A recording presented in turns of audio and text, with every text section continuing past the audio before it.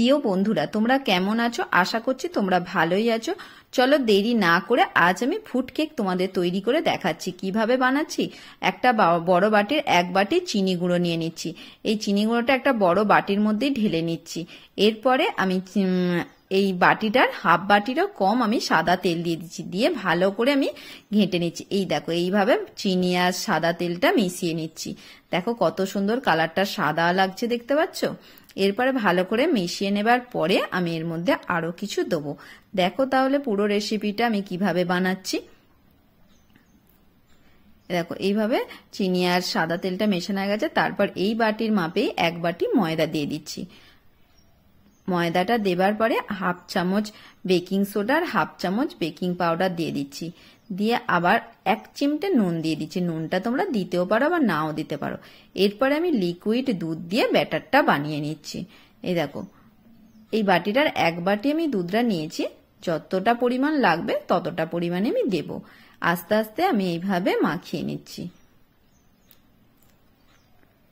একটু সময় ধরে কেকের ব্যাটারটা মাখাতে হবে। আর ব্যাটারটা কিরকম হবে অবশ্যই তোমাদের দেখতে হবে আমি কিভাবে বানাচ্ছি আর কিরকম ব্যাটারটা তৈরি করেছি। এই দেখো, ব্যাটারটা এইরকম হবে।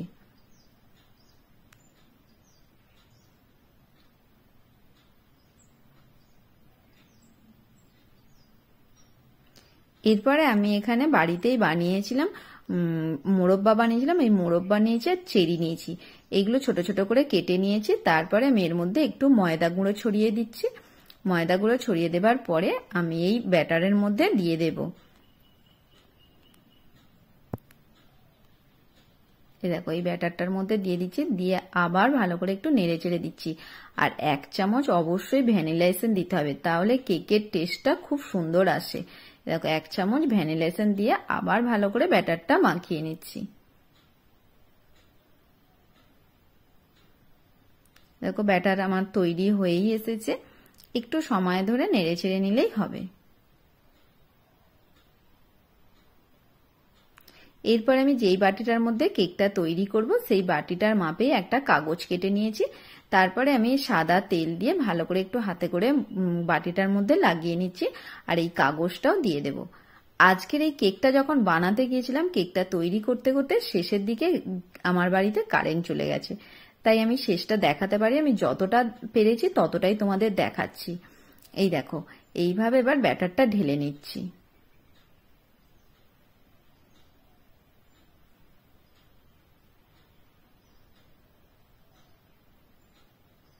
আর একটু ব্যাটারটা ঢেলে নেবার পরে হাতে করে একটু ঠুকে নিচ্ছি।